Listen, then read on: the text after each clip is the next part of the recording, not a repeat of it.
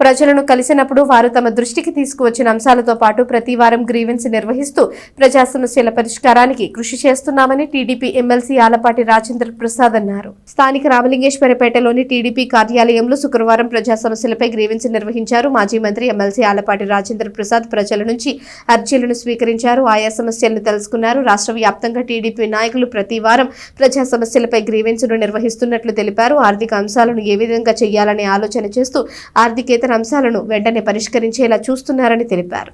ప్రతి శుక్రవారం రాష్ట్ర వ్యాప్తంగా కూటమి నాయకత్వం ఆధ్వర్యంలో తెలుగుదేశం పార్టీ నాయకత్వం కింద ఈ గ్రీవెన్స్ సెల్ అనేది కంపల్సరీగా జరపాలని చెప్పి నిశ్చయించిన తర్వాత ప్రతి శుక్రవారం ఎంతమంది అన్నా రాని గ్రీవెన్స్ సెల్ అనేది కంపల్సరీగా చేస్తూ ఉన్నాం.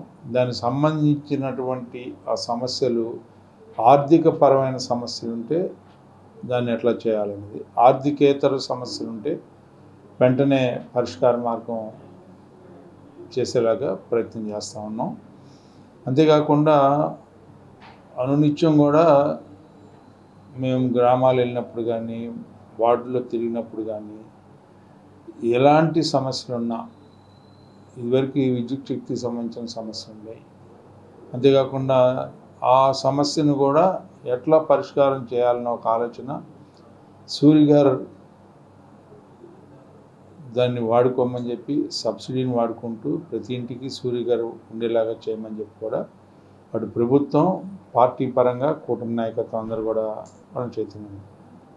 రెండోది, ఎక్కడైనా సరే గ్రామాల్లో కానీ ఏ ప్రాంతంకి వెళ్ళినా కూడా ధాన్యం సేకరించే దాంట్లో కూడా ఏదైనా సమస్యలు వస్తే వెంటనే పరిష్కరించేలాగా మంత్రి గారు ఉన్న ఎక్కడన్నా సమస్య వస్తే ఆ సమస్యని ఎట్లా పరిష్కరించాలని చెప్పి అమ్మటి అధికారులతో మాట్లాడి పార్టీ పరంగా ఆ సమస్యని పరిష్కరిస్తాము.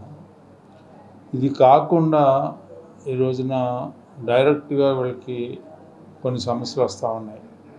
ఆధార్ కార్డు అనో, లేకపోతే పెన్షన్ అనో, లేకపోతే ఏదైనా ఆర్థికపరమైన వ్యక్తిగత సమస్యలు ఏమైనా వచ్చినా కూడా వాటిని కూడా మ్యాక్సిమం వాళ్ళందరినీ కూడా డీల్ చేయడానికి, సమస్యలు పరిష్కరించడానికి ఈరోజు పార్టీ పరంగా మేము ఉన్నాం.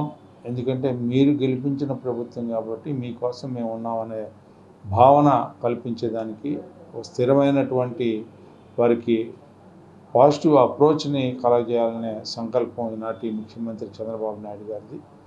ఆ సంకల్పానికి మేమందరం కూడా బలపరుస్తూ ఈ కార్యక్రమాలు నిర్వహిస్తూ సమస్యలు ఏమన్నా ఉంటే వాటిని వెంటనే పరిష్కరించే మార్గాన్ని మేము కనుగొనటమే కాకుండా ఒకవేళ కనుగొనలేకపోతే ఎట్లా ఏం చేయాలనే దానికి కూడా ఆలోచించి పార్టీ సహాయకమై వాళ్ళకి సహాయపడుతుంది.